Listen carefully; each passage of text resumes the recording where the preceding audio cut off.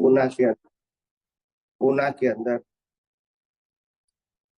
अध्यात्म विज्ञान का सत्संग का आयोजन इसी हॉल में होता है। वो अच्छी बात है, हॉल भी अच्छा है और जगह भी काफी है, लोग बैठ सकते हैं चेयर में भी और नीचे भी। कंस्ट्रक्शन भी अच्छा है, एको नहीं आ रहा है क्योंकि ये लगाया है, इससे एको नहीं आता है। थिएटर में होता है, मालूम है ना आपको, तो जो वॉल होती है उसमें एको आता है, इसमें नहीं आता। ये वुड का होता है, या तो वो क्या कहते हैं उसको, तो इसीलिए उसमें एको नहीं आता है। अच्छा है, जगह भी अच्छी है, खाने की सुविधा भी नीचे अच्छी है। एक माइनस पॉइंट यहाँ ये है, पार्किंग नहीं है। टू व्हीलर का भी पार्किंग टफ है, तो एक ही माइनस पॉइंट है। जगह काफी स्पेशियस है और 2-3 दिन के लिए प्रोग्राम होता है, तो कोई जगह पे पार्किंग का आयोजन नेक्स्ट टाइम पे होता है तो अच्छा रहेगा। इनको पे करना है तो पे करेंगे, 500 रुपया दे देंगे, हमारा एक आदमी खड़ा रहेगा। पार्क अध्यात्म विज्ञान का मतलब क्या है? संसार से और संसार की रिलेटिव सत्य की, इंद्रिय ज्ञान की सोच से ऊपर की सोच, जो 5 इंद्रियों से अनुभव में आता है, दिखता है, समझ में आता है, ये सोच रिलेटिव सत्य है। क्या है? 5 इंद्रियों से जो भी अनुभव में आता और 5 इंद्रियों से एकेंद्रिय से लेकर पंचेंद्रिय तक और मनुष्य में आने तक जो भी ज्ञान प्राप्त होता है वो रिलेटिव सत्य का है, और वो ज्ञान से संसार बढ़ता है, पाप पुण्य होता है, मुक्ति का मार्ग शुरू नहीं होता है। सिंपल समझो पहले, क्योंकि मुक्ति का मार्ग तब शुरू होता है जब आप सनातन सत्य जानो। और सनातन सत्य 2 प्रकार का है, एक ज्ञान के रूप में सनातन है और दूसरा दर्शन के रूप में। ये दोनों सनातन चाहिए, वो मुक्ति का मार्ग है। और ज्ञान दर्शन दोनों रिलेटिव सत्य है, वो संसार का मार्ग है। और रिलेटिव सत्य को जैन परिभाषा में मिथ्या तो बोलते हैं और सनातन सत्य को सम्यक तो बोलते हैं। समझ में आ गया? समकित से मुक्ति का मार्ग है और मिथ्या ज्ञान दर्शन से संसार का मार्ग है। तो इसमें कंफ्यूजन की कोई जरूरत नहीं। जहां तक आपकी दृष्टि रिलेटिव सत्य के ऊपर पुरुषार्थ के रूप में आधारित है, वहां तक पाप पुण्य का मार्ग ही रहेगा। आप क्या करता है वो इम्पोर्टेंट नहीं है, आपकी दृष्टि क्या है वो इम्पोर्टेंट है। और जैसी दृष्टि वैसी सृष्टि, जैसी क्रिया वैसी सृष्टि। तो कीमत किसकी है? और इंद्रिय ज्ञान से क्रिया किसकी होती है? ये इंद्रिय ज्ञान से कीमत किसकी होती है? संसार की, यानी रिलेटिव सत्य की। जो देखा, जो सुना, जो सूंघा, जो चखा, जो स्पर्श किया, वही होगा ने। तो वो ज्ञान कौन सा है? इससे क्या बनता है? संसार, चाहे पुण्य के रूप में, चाहे, क्योंकि रिलेटिव सत्य है, सनातन सत्य नहीं है। और आध्यात्म में रिलेटिव सत्य को अज्ञान कहते हैं। रिलेटिव सत्य की अवस्था को अज्ञान नहीं कहते हैं, रिलेटिव सत्य की दृष्टि को अज्ञान कहते हैं। क्योंकि वो मेरी दृष्टि, ये इंद्रियों की दृष्टि है। किसकी दृष्टि है? और मेरी दृष्टि तो शाश्वत होनी चाहिए, क्योंकि मैं खुद ही चेतन हूं, मैं खुद ही अविनाशी हूं, और मेरे ज्ञान दर्शन भी अविनाशी है। और ये तो जो दिखता है वो तो विनाशी है, बोलते नहीं है। तो विनाशी से अविनाशी की अनुभूति नहीं होती है। आप सबको समझ में आता है कि नहीं? विनाशी से विनाशी की अनुभूति होगी, विनाशी से विनाशी के कर्म बनेंगे, अविनाशी के अनुभूति के कर्म नहीं बनेंगे। यह सुन लो,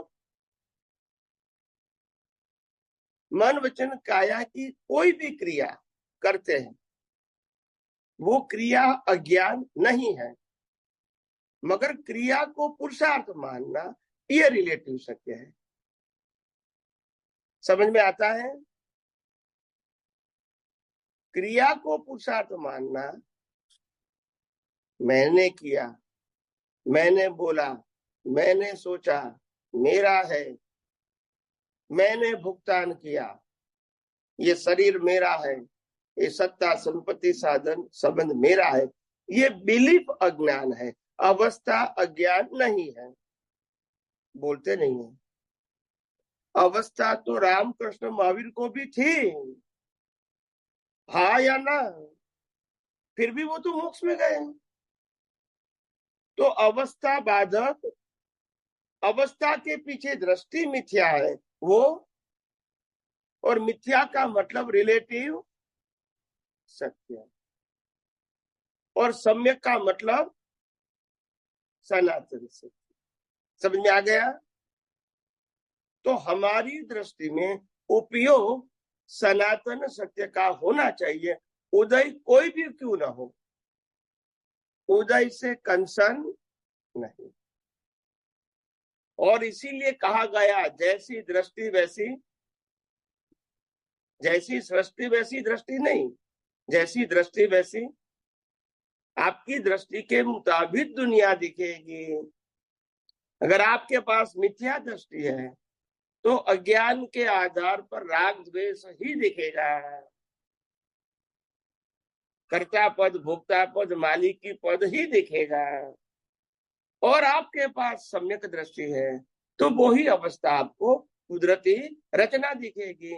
इसमें फिर राग द्वेष करने की कोई गुंजाइश नहीं है। जब रचना ही कुदरत की है तो कोई जिम्मेदार? बोलने वाला, सोचने वाला, क्रिया करने वाला ये कुदरत है, और करवाने वाला भी कौन है? कुदरत है। इसीलिए कोई जिम्मेदार नहीं है कोई भी क्रिया के लिए। मगर ये विज्ञान है, ये सनातन दृष्टि है। मगर विज्ञान का उपयोग न करने से आपने इंद्रिय ज्ञान का उपयोग किया। क्या किया? तो फिर आपको पाप पुण्य ही बनेंगे। क्या बनेंगे? आंखों से तो दिखेगा कि ये व्यक्ति झूठ बोल रहा है, ये व्यक्ति चोरी कर रही है, ये व्यक्ति पूजा कर रही है, ये व्यक्ति आरती कर रही है, दिखेगा ने? बोलो। तो वो देखेंगे। देखना गलती नहीं है, देखने के पीछे जो दृष्टि है आपकी कि ये कर रहा है, वो मिथ्या दृष्टि है। क्रिया मिथ्या नहीं है, क्रिया तो कर्म फल है, मगर इसको पुरुषार्थ के रूप में देखते हैं, ये मिथ्या दृष्टि है। और मिथ्या दृष्टि का फल पुण्य और पाप है। समझ में आया? और पुण्य और पाप से चार गति है। मुक्ति। फिर कौन से धर्म को अनुसरण करते हो, किसको भगवान मानते हैं, किसको गुरु मानते हैं, कौन सी रिचुअल फॉलो करते हैं, कौन से मंदिर में जाते हैं, वो इम्पोर्टेंट। जब क्रिया को पुरुषार्थ मानोगे तो पाप पुण्य ही होगा। फिर कौन सी क्रिया करते हैं वो इम्पोर्टेंट। रिजल्ट फिक्स है, या पुण्य होगा या मुक्ति के मार्ग में आगे नहीं बढ़ सकते। अज्ञान से देवलोक भी प्राप्त कर सकते हैं पुण्य से, मगर मुक्ति। और इसीलिए देवो भी मनुष्य भव की झंखना करते, क्योंकि वहां तो पुरुषार्थ नहीं है। पुरुषार्थ चारों गति में से केवल मनुष्य भव में ही। और इसीलिए मनुष्य भाव से ही मुक्ति है, देवलोक से मुक्ति, क्योंकि वहां से पुरुषार्थ हम नहीं कर सकते। समझ में आया? तो इसीलिए आध्यात्म विज्ञान जो सनातन सत्य के ऊपर आधारित है, किसके ऊपर आधारित है? सनातन सत्य। तो सनातन सत्य कोई व्यक्ति का हो सकता है? बताइए, सनातन सत्य कोई व्यक्ति का हो सकता है? और कोई व्यक्ति का है तो वो सनातन हो सकता है? सनातन का मतलब था, है, और इसका अनुभव कर सकते हैं, बना सकते हैं। सभी तीर्थंकरों ने सनातन सत्य का अनुभव किया, मगर बनाया, और जो अनुभव किया वो मार्ग लोगों को बताया है कि अगर आपको मुक्ति पाना है तो आप भी सनातन सत्य की दृष्टि से दुनिया को, अवस्था को देखने का प्रयास करो, तभी अज्ञान खत्म होगा, पाप पुण्य नहीं बनेगा, जन्म मरण नहीं होगा और मुक्ति मिलेगी। ये एक प्रोसेस है। क्या है? प्रक्रिया। ये चमत्कार नहीं है। मगर आपकी प्रोसेस ही मिथ्या है तो फिर मुक्ति की अपेक्षा मत रखो। आपकी प्रोसेस सम्यक है तो धीरे धीरे आप मुक्ति की ओर आगे बढ़ रहे हैं। समझ में आया?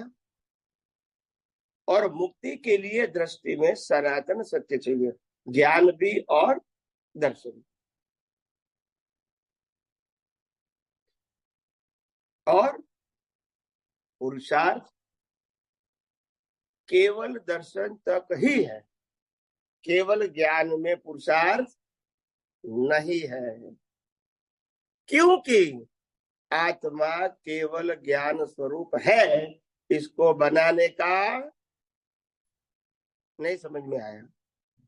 आया कि नहीं आया? अगर तिजोरी में हमने 1 kg गोल्ड रखा है, अभी वो गोल्ड का हमको उपयोग करना है, तो हमको गोल्ड की जरूरत नहीं है। तिजोरी कहाँ है वो जाने की जरूरत है, और तिजोरी की चाबी की जरूरत है। अगर ये दोनों चीजें, तो गोल्ड तो मिल जाएगा। गोल्ड के लिए मेहनत करनी नहीं है, तिजोरी के पास जाना है और चाबी से खोलना है। यस और नो? ऐसे गोल्ड तिजोरी में है तो गोल्ड के लिए मेहनत नहीं, ऐसे आत्मा अनंत शक्ति वाला है, अनंत ज्ञान वाला है, इसके लिए मेहनत। मगर वहां तक पहुंचने के लिए रास्ता चाहिए। अभी समझ में आता है थोड़ी थोड़ी बातें कि नहीं आती है?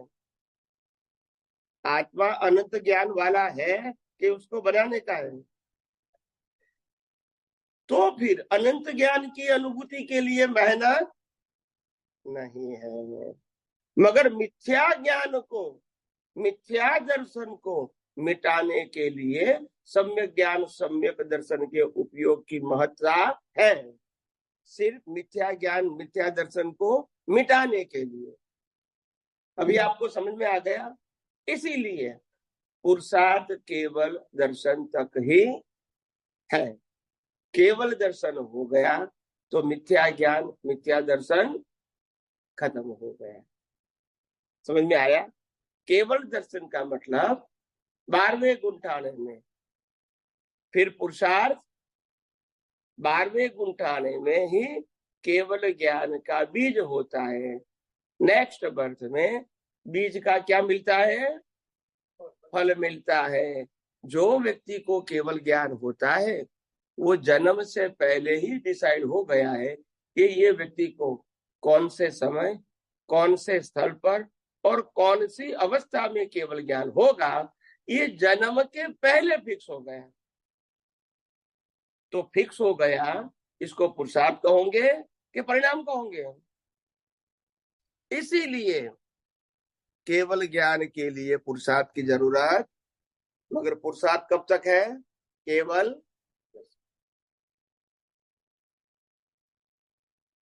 और केवल दर्शन का मतलब मिथ्या ज्ञान मिथ्या दर्शन को जीरो करना। क्या करना? या मिटाना। जब तक जीरो नहीं होगा वहां तक कर्म बंद होते रहेंगे। चाहे आप 360 का दर्शन को केवल दर्शन कहते हैं, 350 पर है तो भी कर्म बनेगा, 355 पर है तो भी कर्म बनेगा, 359 पे है तो भी कर्म, मगर 360 के बाद कर्म। इसीलिए हमारे शास्त्रों में भी लिखा है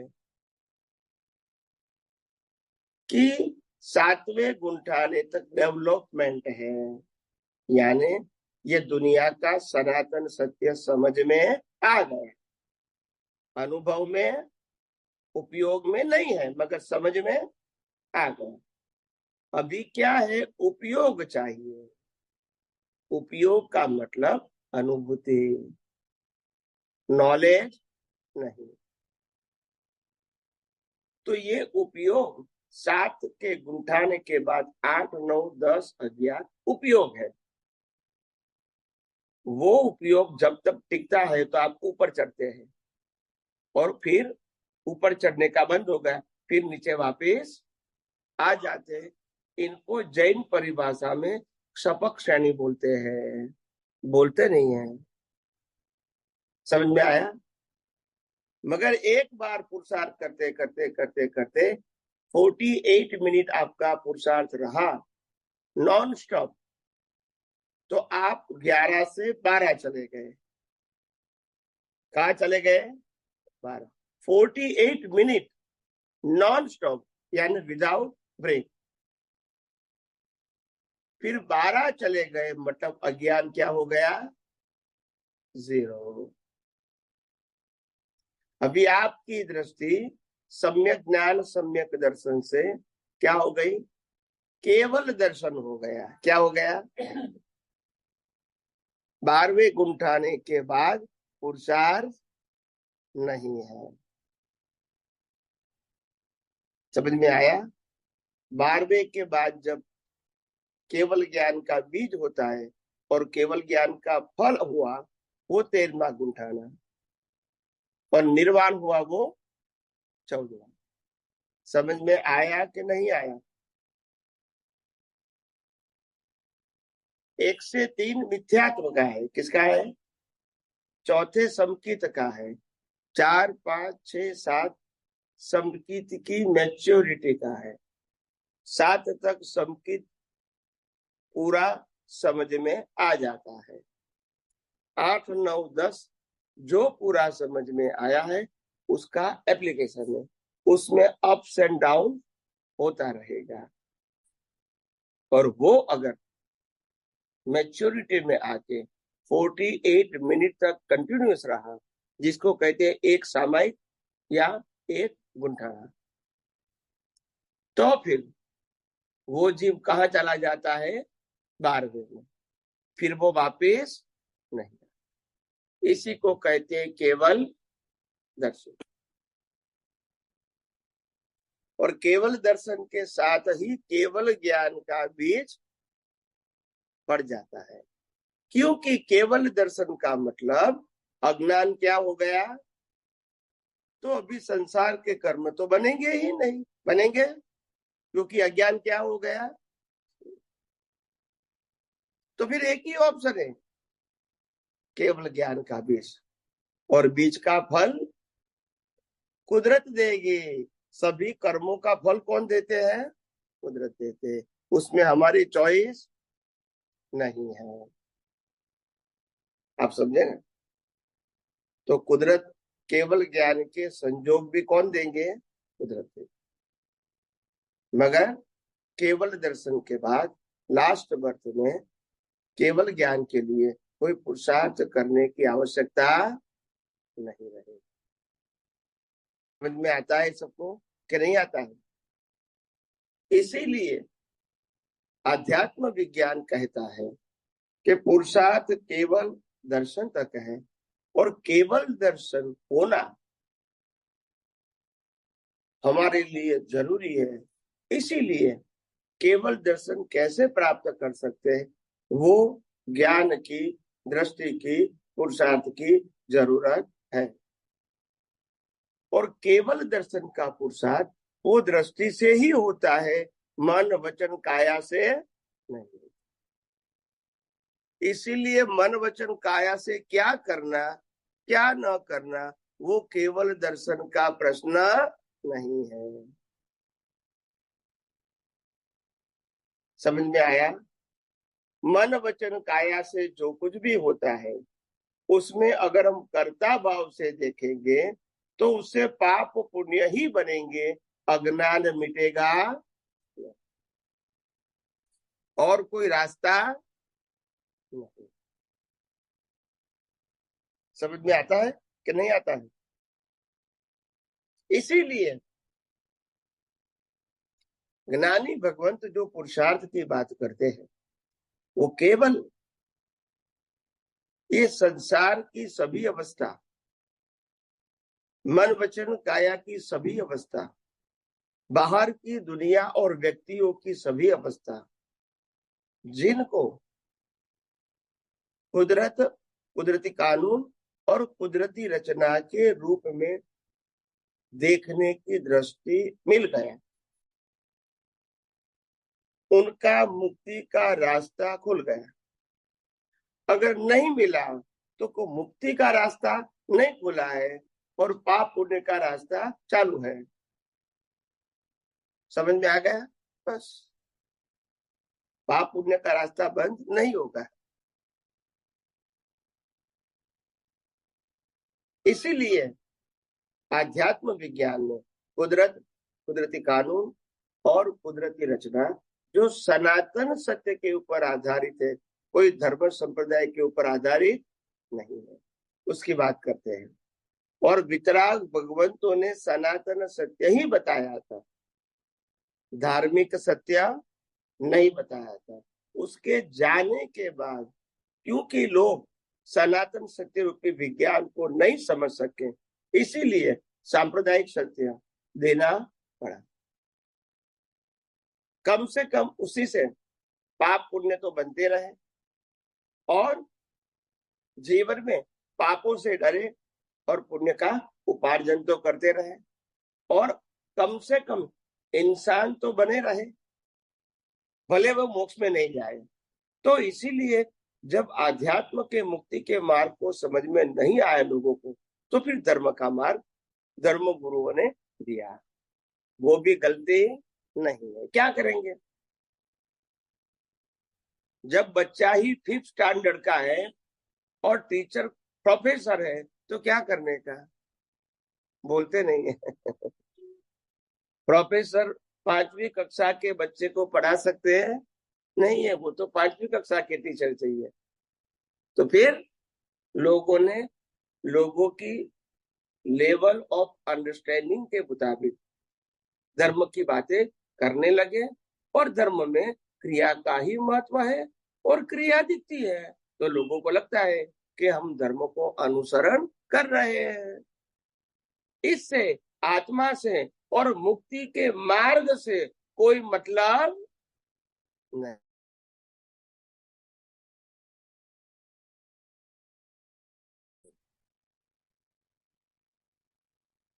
तो सनातन सत्य जानना हमारे लिए, मुक्ति के मार्ग को समझने के लिए सनातन सत्य को जानना आवश्यक है। और वो सनातन सत्य 2 प्रकार का है, ज्ञान के रूप में है। ज्ञान का मतलब मैं निश्चय निर्णय से केवल शुद्धात्मा हूँ, मैं चेतन हूँ, मैं अविनाशी हूँ और सभी प्रकार की अनंत शक्तियों वाला हूँ, वो मेरा सम्यक ज्ञान हो गया। इसमें कुछ ज्यादा ऐड करने की जरूरत नहीं है, क्योंकि ये मैं हूँ। अगर जानू या न जानू तो भी इसमें से कुछ कम ज्यादा होने वाला नहीं है, नहीं जानूंगा तो भी। मगर ये मन वचन काया, इनकी अवस्थाएं और 5 ज्ञानेंद्रियों से अनुभव में आती पूरी सृष्टि की अनुभूति, व्यक्तियों की अनुभूति, ये जो दृष्टि हमारी है वो दृष्टि सनातन होनी चाहिए, इंद्रिय ज्ञान वाली नहीं। इंद्रिय ज्ञान व्यवहार जीवन के लिए तो अपने आप काम करेगी, किसके लिए? मगर इंद्रिय ज्ञान हमारी दृष्टि में नहीं होना चाहिए, उदय में भले है। क्या बताया? उदय में तो रहेगा नहीं कि ये मेरी माता है, ये मेरे पिता है, ये मेरे भाई है, ये मेरी बहन है, ये मेरे पति है, मेरी पत्नी है, वो तो रहेगा न। तो उदय के ज्ञान में आपकी जिम्मेदारी नहीं है, वो तो परिणाम स्वरूप है। कौन से स्वरूप है? मगर जो पुरुषार्थ स्वरूप दृष्टि है वो दृष्टि इंद्रिय ज्ञान वाली नहीं होनी चाहिए। तभी आपको सनातन सत्य का मार्ग मिलेगा, तभी मुक्ति का मार्ग शुरू होगा, नहीं तो नहीं। इसीलिए आध्यात्म विज्ञान में दर्शन को, सम्यक दर्शन को समझने के लिए 3 बातें बताई: कुदरत, कुदरती कानून और एंड कुदरती रचना। ये 3 बातों को समझे बिना हम मुक्ति के मार्ग में न प्राप्त कर सकते हैं, न आगे बढ़ सकते हैं। और ये 3 चीजों को समझाना ये अनुभवी ज्ञानी पुरुष का कर्तव्य है। क्या है? कर्तव्य। लोग सुनने वाले समझे या न भी समझे, कम समझे या ज्यादा समझे, वो व्यक्तिगत बात है, मगर हमारा काम क्या है? समझा। महावीर भी देशना में जो लोगों ने प्रश्न किया वो बता दिया, मगर जिसको नहीं समझना था वो नहीं समझे। खुद उसकी धर्म पत्नी भी नहीं समझी, बोलते नहीं है, तो महावीर क्या करें? उनका काम तो क्या है? समझाना। मगर समझना किसका काम है? बोलो। हमारा काम समझाना है, समझना किसका काम है? अगर आप नहीं समझोगे तो हम क्या करेंगे? कुछ नहीं। आपकी मर्जी, आपका जीवन है। या सुनो, अगर भगवान की बात हमको नहीं समझनी है तो कौन पनिश करेगा? कोई करेगा? नहीं करेगा। अपनी मर्जी, जन्म मरण के चक्कर में घूमते रहो, कौन मना करता है? ये कोई कंपलसरी थोड़ी है। मुक्ति के मार्ग में समझना, अनुसरण करना, अनुभव करना, ये कोई कंपलसरी बात नहीं है। जिसको लगता है कि ये संसार में बंधन है, इनके लिए मार्ग है। जिसको संसार अच्छा लगता है उसके लिए मुक्ति के मार्ग की आवश्यकता नहीं है। समझ में आया? बंधन लगना चाहिए, पुण्य भी बंधन और पाप भी बंधन। इसके लिए मुक्ति का मार्ग। जिसको पुण्य पसंद है, पाप नहीं पसंद है, इसको मुक्ति के मार्ग की जरूरत नहीं है। समझ में आया? तो इसीलिए मुक्ति के मार्ग को समझने के लिए और सम्यक दर्शन को समझने के लिए ये 3 बातें समझना बहुत जरूरी है: कुदरत, कुदरती कानून और कुदरती रचना। और कुदरत का मतलब है 6 सनातन तत्व। क्या बताया?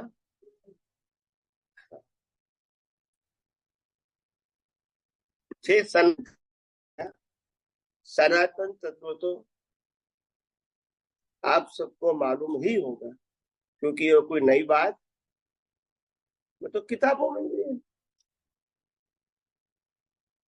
सनातन का मतलब परमानेंट, उसकी उत्पत्ति और अंत नहीं होता है, इसको सनातन बोलते हैं।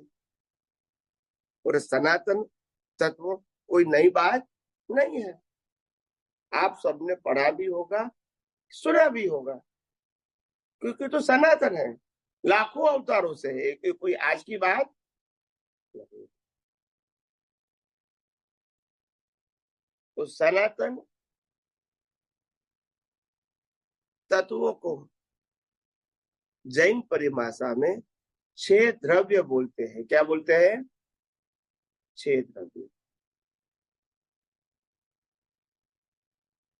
और वो 6 द्रव्य है, एक चेतन तत्व जिसको हम आत्मा कहते हैं, इसका भी जन्म जीवन मृत्यु नहीं है।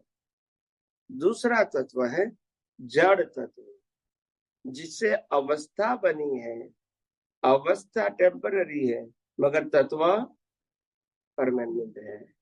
इसका अंत रूपांतरित होगा मगर अंत नहीं होगा। ये शरीर जिस राख से, जड़ तत्व से बना है, अगर इसको जला दिया जाएगा तो फिर जड़ तत्व में रूपांतरित हो जाएगा। वही जड़ तत्व फिर नया शरीर बनाने में काम लगेगा। हाँ के ना? तो तत्व का नाश नहीं होता है, अवस्था का नाश होता है। आप समझे? और इसीलिए ये जो 5 इंद्रियों से जो अनुभव में आता है सब चीजें, वो जड़ तत्व से बना हुआ है। किससे बना हुआ है? ये जड़ तत्व की अवस्था है, अवस्था विनाशी, तत्व अविनाशी। तो पहला तत्व है चेतन, दूसरा है जड़, तीसरा है गति सहायक, मोशन, सूर्य, चंद्र, तारा, ग्रह, नक्षत्र सब घूमते हैं, हवा, पानी, आप समझे ना? पशु, पक्षी, इंसान, व्हीकल सब क्या करता है? मूव होता है ना? तो ये मूवमेंट के पीछे गति सहायक तत्व है। तत्व परमानेंट, अवस्था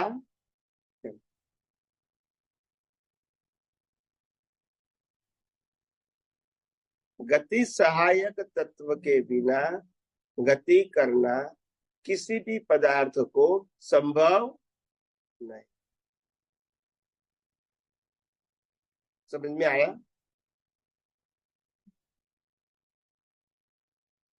चौथा तत्व है स्थिति सहायक, यानी स्थिरता, मूव नहीं होना। हम बैठे हैं तो स्थिति सहायक, चलेंगे तो, कार पार्किंग में खड़ी है तो, और चलाएंगे तो स्थिति सहायक। समझ में आया? तो हर अवस्था के पीछे गति और स्थिति सहायक काम करता है। समझ में आया? अवस्था टेम्पररी, तत्व परमानेंट। एक ही समय अनंता जीवों को, अनंती अवस्थाओं को वो गति सहायक और स्थिति सहायक दोनों का प्रयोग एट ए टाइम पैरेलल पूरे यूनिवर्स में होता है। समझ में आया? बस। तो अवस्था बनती बिगड़ती है, तत्व परमानेंट है, तत्व का कभी अंत नहीं आएगा। 5वां तत्व है समय तत्व। कौन सा तत्व है? समय। समय तत्व का मतलब है कोई भी अवस्था समय तत्व से ही हम इसको आइडेंटिफाई कर सकते हैं। बिना समय तत्व हम कोई भी चीज को समझ सकते हैं। किसी की उम्र समझनी, समय तत्व नहीं है तो चलेगा? नहीं चलेगा। सुबह, दोपहर, शाम और रात्रि, अगर वो हमको समझ रहा है तो बिना समय को समझ सकते हैं? नहीं समझ में आया?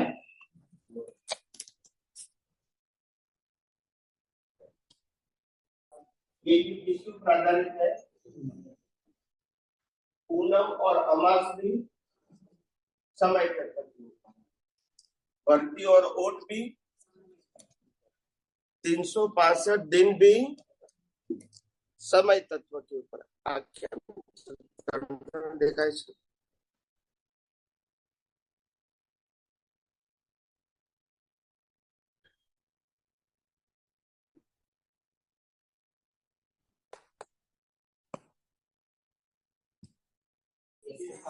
चौथा, पांचवा, अभी छठा बता रहा हूं, स्पेस, जिसमें ये एक्टिविटीज, स्पेस नहीं है तो चलेगा?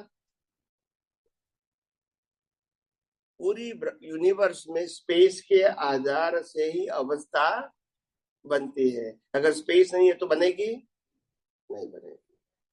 तो ये दुनिया में जो कुछ भी अवस्थाएं दिखती है, होती है, ये सब स्पेस के आधार पर है, नहीं तो वो नहीं बनती।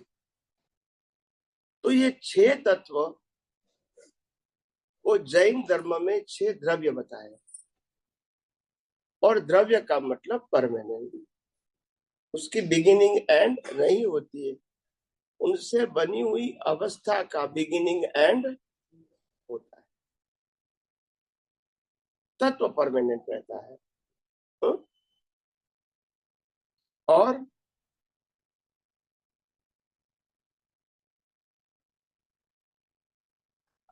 इसके आगे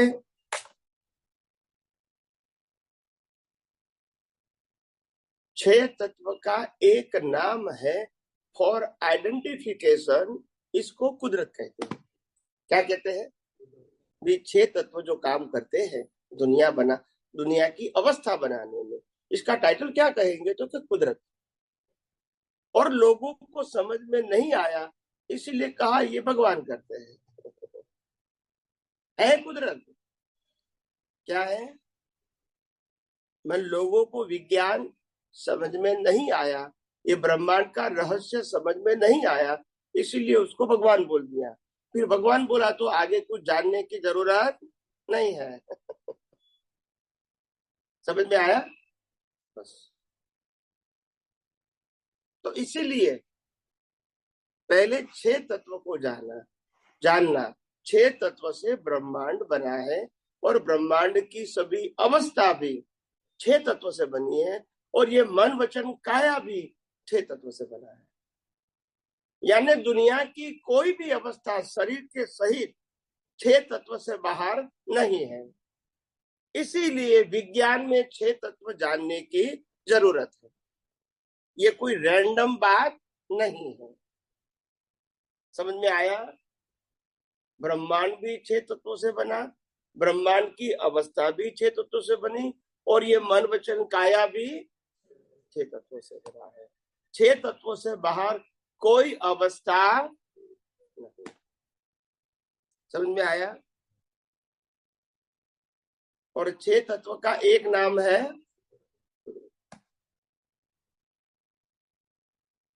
अभी ये 6 तत्वों का एक नाम है कुदरत। वो तत्व काम कैसे करेंगे? तत्व का तो खुद का कोई कॉज इफेक्ट नहीं है। वो तो कॉज इफेक्ट नहीं कर सकते हैं, वो अवस्था बना सकते हैं as per law of nature. कुदरती कानून के मुताबिक उससे अवस्था बन जाती है। वो खुद बनाते हैं नहीं है, खुद नहीं बनाते, बन जाती है उनकी हेल्प से।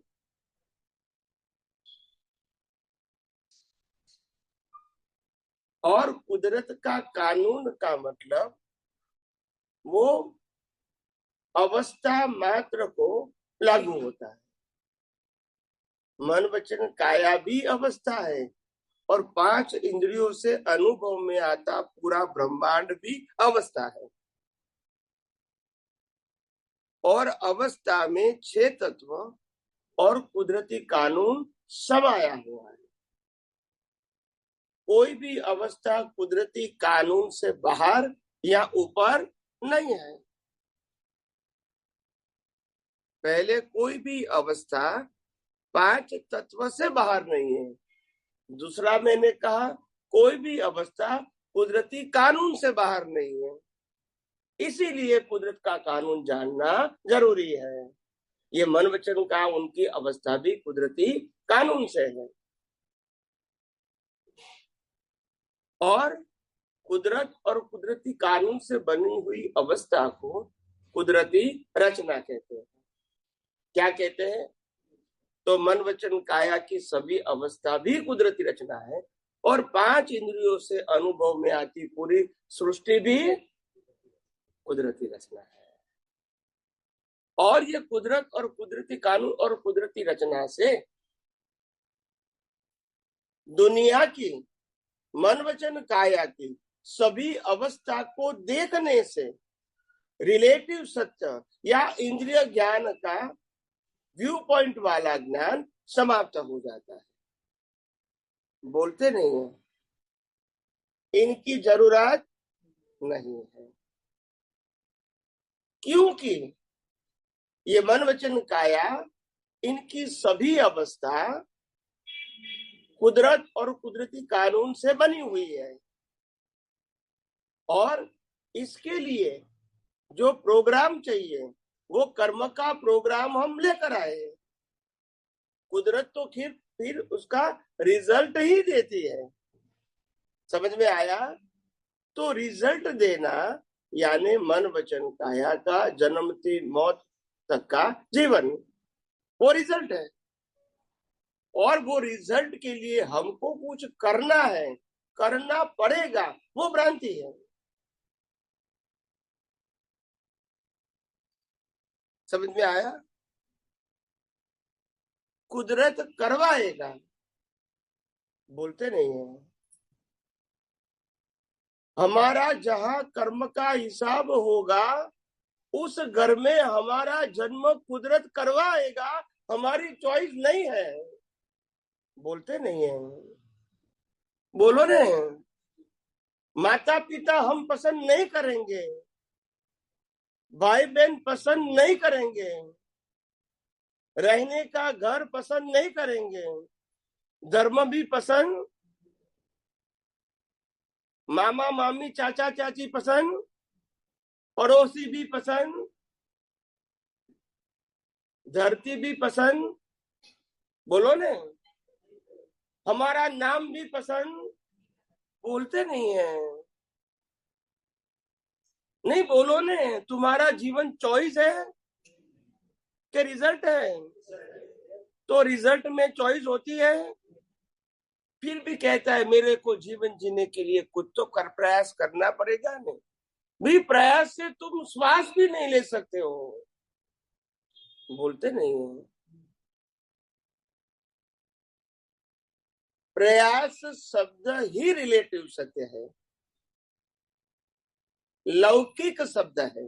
क्या है? आध्यात्मिक शब्द। और इसीलिए आध्यात्म में कहते हैं जन्म से मौत तक मन वचन काया की सभी अवस्था हो रही है। इसको इंग्लिश में कहते हैं इट हैपन्स। हम करते, कर सकते भी, बदल सकते भी नहीं है, कंपलसरी है। श्वासोश्वास से लेके मन वचन काया की सभी अवस्था हमारे लिए कंपलसरी है। और श्वास बंद होना भी, बोलते नहीं है, क्या ऑप्शन है?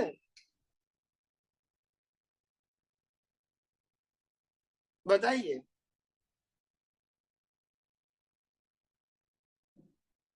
और जो मन वचन काया इनकी अवस्था में ऑप्शन नहीं है, तो मन वचन काया से जो कुछ भी होगा, अच्छा या, इसके लिए हम जिम्मेदार होंगे, यस और नो?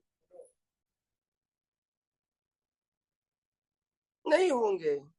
अगर हम मन वचन काया और 5 इंद्रियों से अनुभव में आती सभी अवस्था को कुदरत, कुदरती कानून और कुदरती रचना से देखेंगे, तो हमारी जिम्मेदारी, तो नया कर्म, तो जन्म मरण, यही मुक्ति का मार्ग है। ये कोई चमत्कार नहीं। सबको समझ में आता है कि नहीं आता है?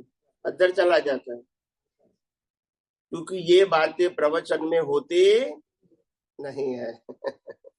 ये बातें किताबों में होती।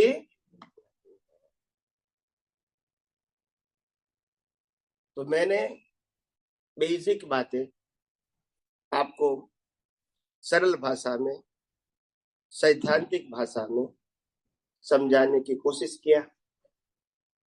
अभी आपको जो भी प्रश्न अंदर उठता है समझने के लिए, अपने कंफ्यूजन को दूर करने के लिए, अपने पजल को सॉल्व करने के लिए, तो बारी बारी से आप माइक में प्रश्न कर सकते हैं। में मन बुद्धि चित्त और अहंकार का क्या रोल है? मन बुद्धि अहंकार हमारे अंदर 2 प्रकार के। एक मन बुद्धि चित्त अहंकार जो पिछले अवतार में चार्ज की प्रोसेस किया था, वो अभी डिस्चार्ज में सहायक है। जैसे जन्म के साथ मानूंगा ये मेरे माँ बाप है, ये डिस्चार्ज ज्ञान है। कौन सा ज्ञान है? क्योंकि हमने चार्ज किया हुआ था, वो नए ज्ञान की जरूरत लेकर आए हैं। ये मेरा मामा मामी चाचा चाची है, वो ज्ञान लेकर आए। तो वो ज्ञान मन बुद्धि चित्त अहंकार, इसको डिस्चार्ज अंतःकरण बोलते हैं। जो पिछले अवतार में क्या था? चार्ज था। तो जीवन जीने के लिए जो मन बुद्धि चित्त अहंकार की जरूरत है, वो तो आप लेकर आए, और डिस्चार्ज के संजोग कुदरत देते हैं। अंतःकरण आपका है, जो आपने ही प्रोसेस करके बनाया था। उसी अंतःकरण से आपको अवस्था से भुगतान की अनुभूति करना है, चाहे पुण्य की चाहे, और बिलीफ किसकी रहेगी? आपकी, कि इसमें सुख है। वो बिलीफ पिछले अवतार में चार्ज के रूप में बनाई थी। अभी अवस्था कुदरत देंगे तो डिस्चार्ज में वही बिलीफ को अनुभव होगा। समझ में आया कि नहीं आया? पिछले अवतार में मैंने पिताजी के समान किसी व्यक्ति की बिलीफ बनाई है, तो वो बिलीफ ये अवतार में आएगी, और व्यक्ति मिलेगा, मैं उसको पिताजी मानूंगा, क्योंकि बिलीफ लेकर आया। पिताजी लेकर नहीं आए, हम बोलते नहीं है, मगर क्या लेकर आए? तो बिलीफ से हम मानते हैं, यस और नो? तो ये डिस्चार्ज मन बुद्धि चित्त अहंकार है। ये डिस्चार्ज अंतःकरण से, पुरुषार्थ से कोई मतलब, सिर्फ कर्मों की भुगतान के लिए। किसके लिए है? नया कर्म के लिए चार्ज प्रतिष्ठित आत्मा और चार्ज अंतःकरण चाहिए, जिसको फ्रेश अंतःकरण बोलते हैं, जो हर बर्थ में नया मिलता है, जो नई लाइफ बनाता है। समझ में आया? तो एक डिस्चार्ज अंतःकरण और दूसरा चार्ज। चार्ज अंतःकरण में नए कर्म बनने की प्रक्रिया चालू होती है, और वो प्रक्रिया के पीछे ज्ञान दर्शन का इम्पोर्टेंट है। किसका इम्पोर्टेंट है? ज्ञान और दर्शन। बस ज्ञान दर्शन का इम्पोर्टेंट है। समझ में आया? और वो ज्ञान दर्शन जो मैंने पहले शुरू में बताया 2 प्रकार का है, मिथ्या ज्ञान मिथ्या दर्शन और सम्यक ज्ञान सम्यक दर्शन।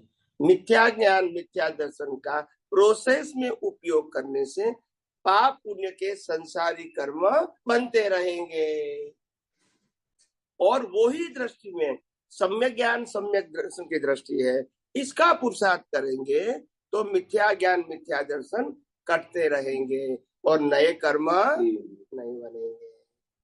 समझ में आ गया कि नहीं आया?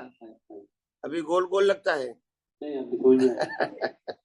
आपने अभी कुदरत बताई। कुदरत में आता है चेतन, जड़, समय, स्थिति और आकाश, और उससे बनता है आगे के पेज कुदरत का कानून। तो पहला 6 का नाम है कुदरत। बोलिए, ये कुदरत का कानून जो है उसमें क्या क्या है? सब कुछ जो सबको लागू होता है वो कुदरत का कानून है। जैसे सूर्य इतने बजे सन राइज होना, सन सेट होना, किसका कानून? कुदरत का कानून। गवर्नमेंट का? नहीं, कुदरत का। पूनम होती है, अमास होती है, किसका कानून? कुदरत का कानून। भर्ती ओट होती है, वो कुदरत का कानून। आप समझे ना? 365 डेज का साल बनता है, वो कानून किसका? कैलकुलेशन हमारा है मगर सिस्टम किसकी है? कुदरत की सिस्टम को हमने अपनी भाषा में प्रेजेंट किया है। हमने सिस्टम बनाया नहीं है, सिस्टम को प्रेजेंट किया टू इजी टू अंडरस्टैंड। हमने साल बनाया, महीना बनाया, पखवाड़िया, वीक बनाया, डेज बनाया, डेज का 24 आवर्स बनाया, ये अपने समझ के लिए बनाया है मगर under the law of nature, अपनी भाषा में समझने के लिए बनाया है। समझ में आया? मगर उसके पीछे क्या है? लॉ ऑफ नेचर है, कुदरत का कानून है। जो कुदरत का कानून चारों गति के जीवों को उनके ही कर्मों का फल देते हैं, वो भी कौन सा कानून? कुदरत का। कोई व्यक्ति का, कोई गवर्नमेंट का, कोई धर्मगुरु का कानून नहीं। समझ में आया? लॉ ऑफ नेचर सभी जीवों को इक्वल लागू होता है, वो माने या न माने। एक लास्ट क्वेश्चन पूछता हूँ। जैसे आपने अभी ज्ञान दर्शन और दृष्टि की बात की है, तो उसकी डेफिनेशन और थोड़ा एग्जांपल बताइए तो क्लियर हो जाएगा। वो ज्ञान दर्शन और दृष्टि। ज्ञान दर्शन और दृष्टि। ज्ञान दर्शन दृष्टि जो है, पहले दृष्टि का बताओ फिर ज्ञान दर्शन का बताओ। दृष्टि का मतलब होता है अवस्था को समझने की क्षमता, अवस्था को समझने की क्षमता, देखने की, सुनने की बात नहीं करता हूं। क्या बताया? अवस्था को समझने की क्षमता। 5 इंद्रियों से जो अनुभव में आता है मैं उसकी बात, मगर उनके पीछे आपकी दृष्टि क्या है मैं उनकी बात करता हूं। एग्जाम्पल, यहाँ एक दृश्य है, एक स्त्री नृत्य कर रही है श्रृंगार के साथ। ये पिक्चर फिक्स है वॉल के ऊपर, समझ में आया? और सामने 10 जेंट्स को बिठाया है। कितने? 10 जेंट्स को। और सभी जेंट्स को कहा कि ये जो आपको दृश्य दिखता है वो एक सेंटेंस में लिखना है। क्या बताया? का वर्णन एक सेंटेंस में करने का है। एक सेंटेंस में करना है। तो सभी का सेंटेंस इक्वल रहेगा या अलग अलग? अलग अलग। क्यों? दृश्य तो एक ही है, दृष्टि अलग अलग है। Now you understand? आंखों की बात, आंखों के पीछे वो दृष्टि की हम बात करते हैं। वो दृष्टि में ज्ञान और दर्शन है। ज्ञान का मतलब होता है एग्जिस्टेंस और दर्शन का मतलब होता है अवस्था को जानना। सबकी कैपेसिटी क्या होती है? अलग अलग होती है। तो उसमें दर्शन का मैंने 2 प्रकार बताए, मिथ्या ज्ञान दर्शन एंड सम्यक ज्ञान दर्शन। मिथ्या ज्ञान दर्शन यानी रिलेटिव सत्य, अस्तित्व भी रिलेटिव और अस्तित्व का ज्ञान भी इंद्रिय ज्ञान, वो दोनों रिलेटिव। रिलेटिव का मतलब टेम्पररी एंड विनाशी। तो मैं चंदूलाल हूं, वो भी अस्तित्व का ज्ञान है, मगर वो ज्ञान विनाशी है, इसीलिए मिथ्या है। और ये मन वचन काया से जो कुछ भी अनुभव में आता है, समझ में आया, वो अवस्था है, मगर इंद्रिय ज्ञान से अवस्था को देखना वो रिलेटिव सत्य है, इसीलिए मिथ्या दर्शन है। कौन सा दर्शन? अगर वो दृष्टि सम्यक हो जाए तो फिर अस्तित्व मैं चंदूलाल नहीं, मैं शुद्धात्मा हो गया, तो ज्ञान सम्यक हो गया। और मन वचन काया की अवस्था और 5 इंद्रियों से अनुभव में आती पूरी सृष्टि कुदरती कानून, कुदरती रचना भी दिखेगी। तो यह दृष्टि कौन सी हो गई? सम्यक दर्शन हो गया।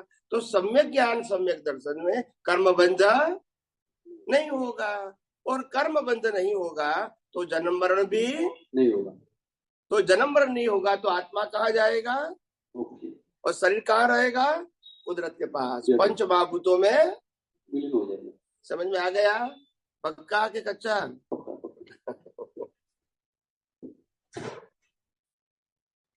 आइए प्लीज।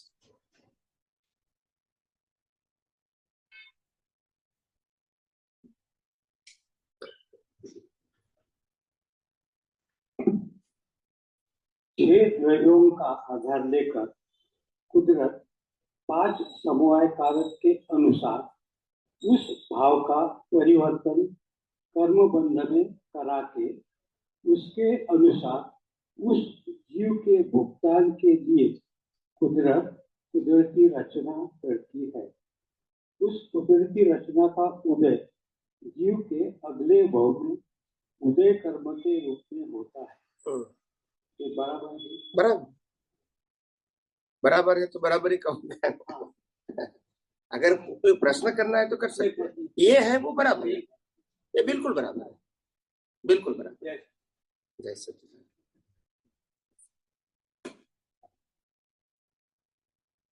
आइए प्लीज बैठ जाइए। कुदरती सत्यम, कुदरती सत्य और सनातनी सत्य, उसमें क्या? कुदरती सत्य और सनातन। कुदरती सत्य आप किसको मानते हैं? एग्जाम्पल दे दो, एक ही एग्जाम्पल बताओ कि ये कुदरती सत्य है और ये सनातन सत्य। एग्जाम्पल बता दो बस, एक ही। कुदरती यानी सनातन क्या है? नहीं, आपने प्रश्न जो किया मैं उसका उदाहरण प्राप्त करना चाहता हूं आपसे।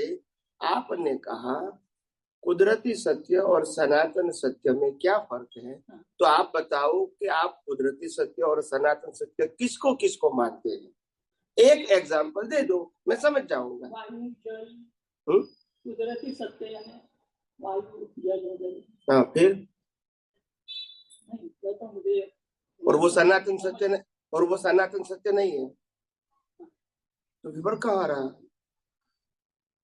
सनातन सत्य क्या है? सनातन सत्य वही तो कुदरत है। हाँ, सनातन से वही नहीं, हमने तो डिफरेंस नहीं किया, आपने डिफरेंस बताया, हमने तो नहीं कहा। नहीं, दोनों में फर्क क्या है? कोई नहीं है, कुदरत का सत्य ही सनातन सत्य है, व्यक्ति का सत्य सनातन सत्य नहीं है, और इसीलिए उसको अज्ञान कहते हैं। अज्ञान से कर्म बनते हैं, कर्म से जन्म मरण होते हैं, मगर कुदरत के सत्य को आत्मसात करके कुदरती सत्य से देखोगे वही सनातन है, वही सम्यक है, नहीं तो मिथ्या है। अपने सनातन सत्य को 6 घटक बोले हैं ना, चेतना। कुदरत का नाम है 6 सनातन तत्वों का समूह, इसका एक नाम है कुदरत। हाथ पग आंख नाक इंद्रिय वाला शरीर, उसका नाम है मनुष्य। मनुष्य का नाम है चंदूलाल। अभी समझ में आ गया? आ गया? तो चंदूलाल वो टाइटल है, कुदरत वो टाइटल है। टाइटल के नीचे 6 सनातन तत्व है। प्रश्न क्या है, पूछो। दोनों में फर्क क्या है? इतना मतलब फर्क नहीं है, फिर फर्क बताओ कैसे है? फर्क है ही नहीं, तो दोनों में कुदरत है। तो कुदरत का मतलब ही सनातन, और कुदरत का मतलब व्यू पॉइंट जो आम लोगों का होता है, ये मेरा है, ये तेरा है, वो कुदरत नहीं है, वो अभ्रांति है लोगों की। आप समझे कि नहीं? सनातन के आपने 6 गुण बताए, वो कुदरत के भी वही गुण है। गुण नहीं है, सनातन में 6 तत्व है। तत्व का मतलब वो दिखता नहीं है, इनकी अवस्था दिखती है। समझ में आया?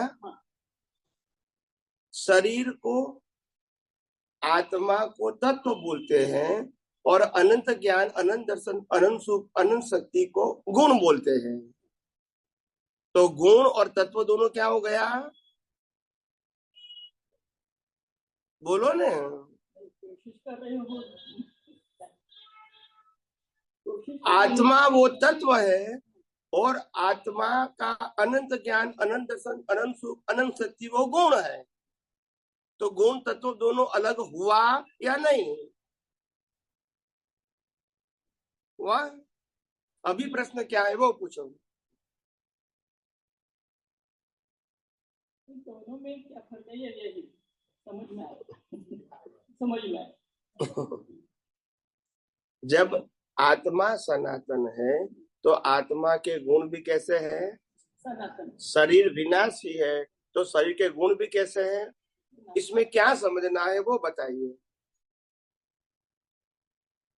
मैंने दोनों का बता दिया, अभी आपको क्या समझना है वो बताइए। समझ में आया। मैं तो कोशिश कर रही हूँ, बाकी मुझे इतना तो ज्ञान नहीं है।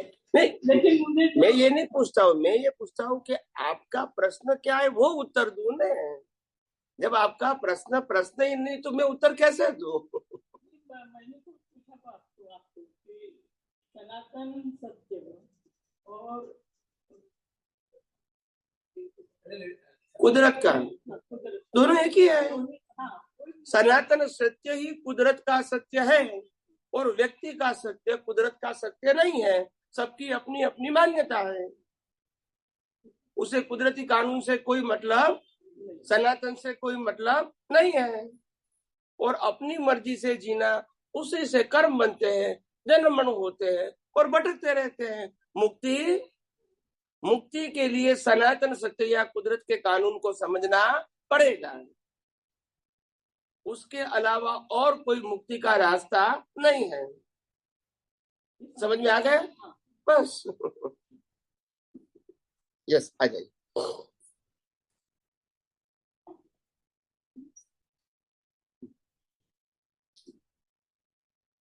स्वामी जी चरण स्पर्श। बोलिए। स्वामी जी आपसे पूछना चाह रहा था। हेलो, ये जो अपने को कभी कभी गिल्ट फीलिंग बहुत होता है। क्या होता है? गिल्ट फीलिंग, गिल्टी फील होता है। एक यहाँ बैठ जाओ, थोड़ा आवाज बड़ा कर दो। एक चेयर में बैठ जाओ, यहाँ बैठो, यहाँ बैठो, अच्छी एक ही बात है, सुनना तो है ही वहाँ।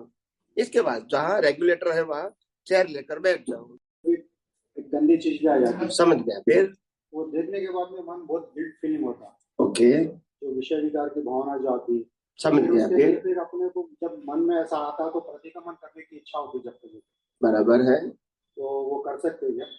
वो या आपने तो बताया कि प्रतिक्रमण एक क्रिया है। ओके, अगर ना करने को तो नहीं कहा, और आपने पूछा कर सकते हो किया, तो ना करने का तो मैंने कहा नहीं। तो प्रश्न कहाँ है? नहीं, कभी कभी ऐसा नहीं, प्रश्न कहाँ है? मैंने ना करने को कहा नहीं, और आप कहते कर सकते हो, तो मैंने ना तो कहा ही नहीं है। तो प्रश्न कहाँ है? ना कहूंगा तो फिर प्रश्न खड़ा होगा। मैंने नहीं कहा है कि नहीं करने का, मैंने ये कहा है जो गलती करता है वो प्रतिक्रमण करता है। आत्मा गलती करता नहीं है, तो आत्मा को प्रतिक्रमण का प्रश्न नहीं है। इसीलिए मैं आत्मा के लिए प्रतिक्रमण करता हूँ, वो भ्रांति है। भ्रांति है। बीमार शरीर हुआ तो मैं दवा लेता हूँ, आत्मा के लिए नहीं।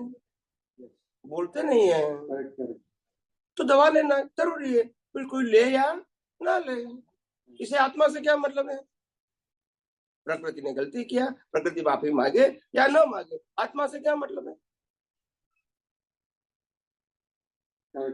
आत्मा के ऊपर जो आवरण है वो मिथ्या ज्ञान, मिथ्या दर्शन, मोहनीय कर्म रूपी अज्ञान का है। नाम कर्म, गोत्र कर्म, वेदनीय कर्म, आयुष्य कर्म का आवरण नहीं है। और जो तुम प्रश्न करते हैं वो कौन सा है? अघाती कर्म है, जिससे आत्मा से कोई मतलब, वो तो केवल ज्ञान के बाद भी होता है, तो हम उसकी बात क्यों करेंगे? जो केवल ज्ञान से कंसर्न नहीं है उस सब्जेक्ट की क्यों बात करेंगे? Now you understand? नाम कर्म, गोत्र कर्म, वेदनीय, आयुष्य कर्म वो शरीर के साथ जुड़ा है, इससे आत्मा से कोई मतलब, वो केवल ज्ञान पहले भी होता है और केवल ज्ञान के बाद भी होता है, तो उससे डिस्कशन करने में क्या फायदा? जिसको मुक्ति के मार्ग को जानना है उसके लिए ये सब्जेक्ट नहीं, जिसको संसार जानना है उनके लिए ये सब्जेक्ट है। अभी समझ में आ गया? पक्का? बोलिए। समझ में आ गया? नहीं, और प्रश्न करना। बस आत्मा के मार्ग में आगे बढ़े वो आपसे शक्ति जाना। नहीं, वो तो बराबर है। कोई प्रश्न है तो पूछिए प्लीज। प्रश्न तो नहीं है, खत्म हो गया, आपने पूरा क्लियर कर दिया आपने। कोई महाभारत में अर्जुन को कृष्ण भगवान ने समझाया कि जो भी वॉर करना है वो जरूरी है, करना है करके, और वही गीता भी बन गई है ना। लेकिन अगर ये कुदरत का कानून समझते हैं तो उससे ऐसा आता है कि वॉर तो होनी ही थी। तो कौरव लोग का उनका कर्म था, उनको कर्म पर मिलना था, तो वॉर तो होनी ही थी। यस। कृष्ण भगवान को गीता बोलनी थी, वो भी बोलनी ही थी। अर्जुन को समझना था, वो भी समझना ही था, है ना। जिस अर्जुन को गिल्ट नहीं फील होना था कि जो कर रहा है उसके लिए गीता को काम हुआ, और वो भी मतलब होने वाली ही थी उसमें। समझ गया। तो बस वो क्लैरिफाई करना था कि वैसा ही था, मतलब जो भी कुछ भी होता है वो सब कुछ प्री प्लान्ड ही है, फिक्स ड्रामा, फिक्स ड्रामा ही है। तो वो इसमें किसी ने किया नहीं किया, बदला नहीं बदला, वो सब्जेक्ट नहीं आएगा। फिक्स ड्रामा, ड्रामा में रोल सबका फिक्स होता है। क्या होता है? चॉइस नहीं होती है।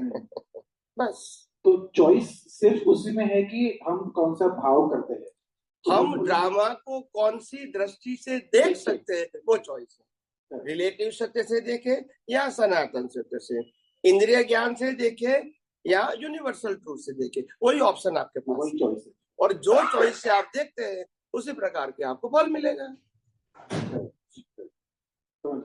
इंद्रिय ज्ञान से देखोगे, इंद्रिय ज्ञान की दृष्टि से देखोगे तो कौन सा फल मिलेगा? रिलेटिव का फल मिलेगा। और सनातन सत्य की दृष्टि से देखोगे तो कर्म नहीं बनेंगे। दो ही ऑप्शन है, तीसरा कोई ऑप्शन नहीं है। Science is very clear. आप समझे ना? वो गोल गोल नहीं है। और क्या पूछना है? कुछ खास नहीं है, मतलब बस सब आप जो बोलते हैं वो समझ में आता है। नहीं, मैं जो बोलता हूँ वो समझ में आता है, वो अच्छी बात है। मगर आपने कुछ पढ़ा है, सुना है, समझा है, और यहाँ कुछ टैली नहीं होता है, कंफ्यूज होता है, तो वो तो पूछ सकते हैं ना। हाँ। बहुत कुछ पढ़ा होगा, सुना होगा, हाँ, और ये सुना है, तो वो दोनों में तो अंतर होगा। उसमें जो कंफ्यूजन है वो पूछो, जो सॉल्व हो गया वो पूछने की जरूरत नहीं। मगर मैंने ऐसा सुना था, ऐसा पढ़ा था, और आपने ऐसा कहा, तो मैं दोनों को एक्सेप्ट नहीं कर सकता हूँ, तो क्या सही है वो आप बताइए। वो पूछ सकते हैं। जो क्लियर हो चुका है वो पूछने की जरूरत नहीं है। बस उसमें एक ऐसा था कि अभी आपने बताया कि मन, बुद्धि, चित्त, अहंकार, वो अंतस्करण बोलेंगे उसको, है ना। तो वो आपने बताया कि उसमें दो प्रकार है, एक डिस्चार्ज वाला है, एक चार्ज वाला है। तो चार्ज वाला जो है वो आपने बताया कि हर लाइफ में नया मिलता है। हाँ, डिस्चार्ज वाला तो फिक्स है और मैकेनिकल है, वो तो होता रहेगा। तो ये जो चार्ज वाला है उसी पे अपने को पुरुषार्थ करना है, वही अपने कंट्रोल में है। हाँ, और फिर दूसरा भी आपने बताया था कि चार्ज वाला तब तक मिलेगा जब तक आपके पास अज्ञान है।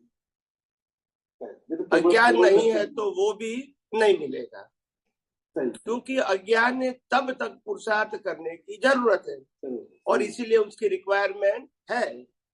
जब अज्ञान खत्म हो गया तो लास्ट बर्थ में उसकी जरूरत तो मिलेगा भी, पर डिस्चार्ज तो रहेगा। बोलिए अभी। तो आपने पहले बताया था कि बिटवीन लाइफ्स हम लोग जो डेवलपमेंट लेके जाते हैं, स्पिरिचुअल डेवलपमेंट जो है वो हम आगे लेके जाते हैं। यस। तो वही जो नया चार्ज मिलता है उसमें वो स्पिरिचुअल डेवलपमेंट उसके साथ में आता है। हाँ, करेक्ट, ऐसा है। हाँ, नया चार्ज के साथ नहीं, हाँ, अंतस्करण के साथ।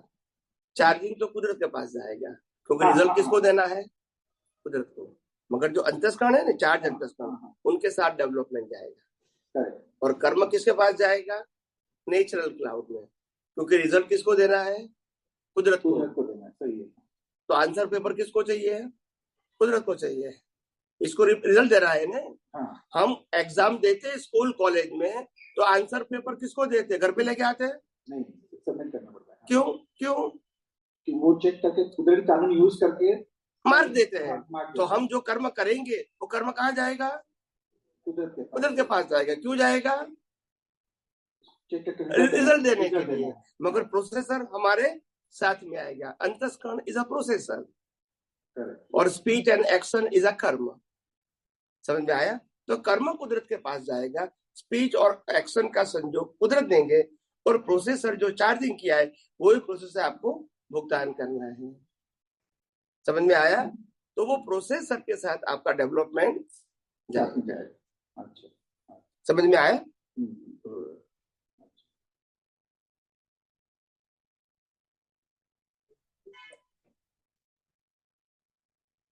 हाँ, बोलिए। स्वामी जी, आपने जो प्रोसेसर कहा है वही दृष्टि हमारी वो डेवलप होती है, मतलब?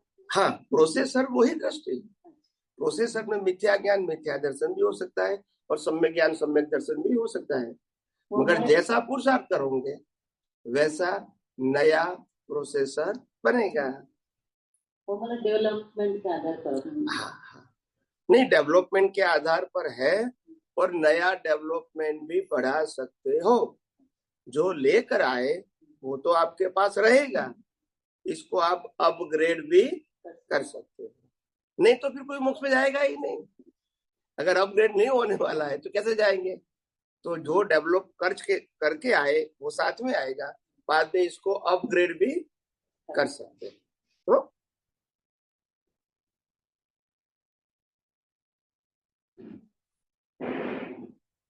मैंने आपसे पूछा था दृष्टि, ज्ञान और ज्ञान के बारे में, तो आपने बताया मेरे को, तो उसमें से दो मेरा क्लियर हो गया, लेकिन एक के ऊपर जरा थोड़ा मेरा कंफ्यूजन था, इसलिए पूछ रहा था। आपने दृष्टि के बारे में क्षमता बोला, क्षमता, और ज्ञान के बारे में अस्तित्व बताया, और दर्शन के बारे में मैं ऐसा समझाऊं कि अनडिसाइडेड ज्ञान को दर्शन कहते हैं। ऐसा ही है या गलत है? दुनिया का आत्मा के अलावा जो दुनिया है, जिसमें शरीर भी आ गए, संयोग भी आ गए इनके, और बाहर की दुनिया का जो अनडिसाइडेड ज्ञान है, यानी रिलेटिव सत्य का व्यू पॉइंट है, या तो इंद्रिय ज्ञान है, वो मिथ्या ज्ञान है। दर्शन में जाएगा ना वो दर्शन, मिथ्या दर्शन में, और मिथ्या दर्शन में जाएगा। और वही अवस्थाओं को अगर कुदरती कानून, कुदरती रचना से देखते तो वो सम्यक दर्शन हो गया। बोलिए। और यहाँ चंदूलाल का अस्तित्व वो मिथ्या ज्ञान हो गया, या शुद्धात्मा का ज्ञान वो सम्यक ज्ञान हो गया। अभी प्रश्न करो। अभी दूसरा प्रश्न है, आपने जो तत्व बोला है, तत्व की जरा डेफिनेशन और उसकी व्याख्या करेंगे, डेफिनेशन और उसका उदाहरण, तो वो भी क्लियर हो जाएगा। तत्व का मतलब जिसकी बिगिनिंग एंड नहीं होती है, और सभी अवस्थाओं में वो सहायक बनते हैं। अवस्था टेम्पररी, तत्व परमानेंट। तत्व यानी परमानेंट वस्तु को तत्व कहते हैं। और एक क्वेश्चन था, जैसे कि आदमी की जो रिलेटिव प्रगति है, वो आदमी की रिलेटिव प्रगति, रिलेटिव, उसका परिमापन अपन उसकी क्रिया से करते हैं। क्रिया कहो, अवस्था कहो। अवस्था से क्रिया से तेरी। वैसे आध्यात्मिक विज्ञान में आदमी की प्रगति हो रही है, उसे कैसे पता चलेगा और उसका परिमापन क्या होना चाहिए? उनको खुद को होती है अनुभव के रूप में, बाहर दिखते नहीं। नहीं। किसी को केवल ज्ञान हुआ, बाहर नहीं देखेगा। यानी आध्यात्मिक प्रगति बाहर इंद्रिय ज्ञान से दिखते नहीं है। आप समझे? बस एक दृष्टि वाला व्यक्ति, सम्यक दृष्टि वाला व्यक्ति दूसरे समर्थ पुरुष की सम्यक दृष्टि के डेवलपमेंट को समझ सकते हैं थ्रू द एफर्ट। मिथ्या दृष्टि वाले नहीं समझ सकते। उनकी कही हुई बातों को समझ सकते हैं मिथ्या दृष्टि वाले, दशा को नहीं समझेंगे जहां तक उनको दृष्टि नहीं मिलेगी सब। और दृष्टि जो भाग है, अपने बोलते क्षमता, उसके लिए अभी मेरे को बताया था, तो उसमें अहंकार का क्या रोल होता है? मतलब अहंकार उसके सहायभूत होता है या नहीं होता? चार जानकार की बात करें। अहंकार का रोल मुख्य है, उसके बिना कर्म बंद होता ही नहीं। उसका रोल महत्वपूर्ण है। अज्ञान नाश करने में भी अहंकार का रोल है और अज्ञान बढ़ाने में भी अहंकार का रोल है। तो अज्ञान बढ़ाने में अहंकार का रोल का मतलब होता है मिथ्या ज्ञान, मिथ्या दर्शन का उपयोग करना, और अहंकार को खत्म और अज्ञान को खत्म करने के लिए भी अहंकार का रोल है, सम्यक ज्ञान और सम्यक दर्शन का उपयोग। दोनों में अहंकार रहेगा और अहंकार का एक नाम है पुरुषार्थ। चाहे संसार बढ़ाने का पुरुषार्थ कहो, चाहे संसार समाप्त करने का, दोनों में अहंकार चाहिए।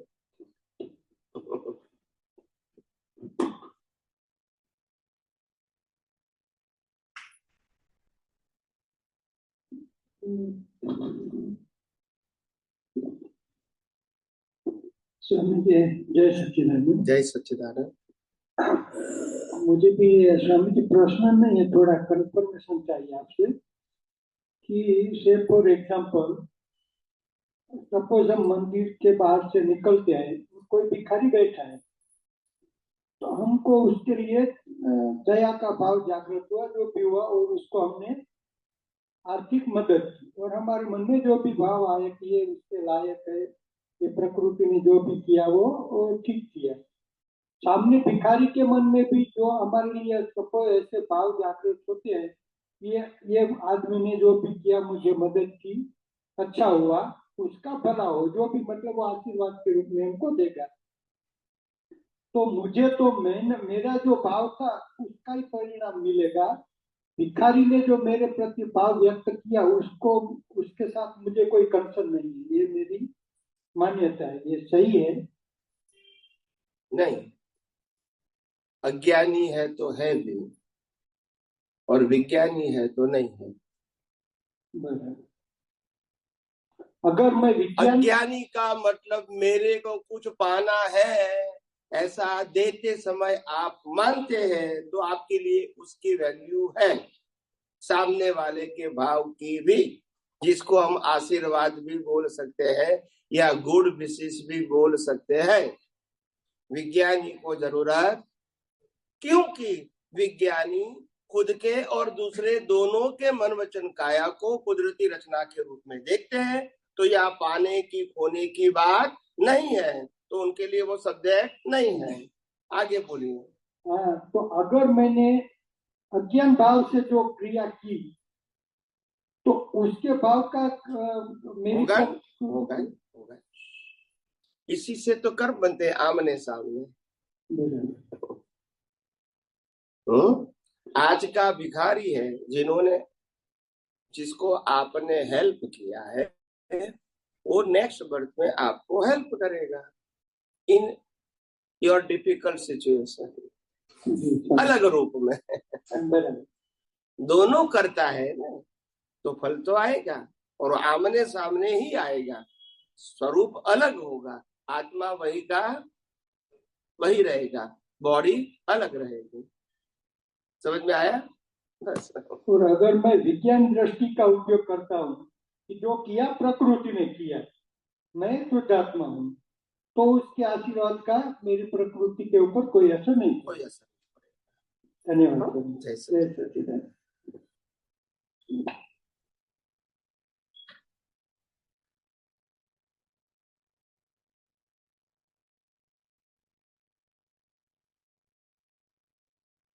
बोलिए।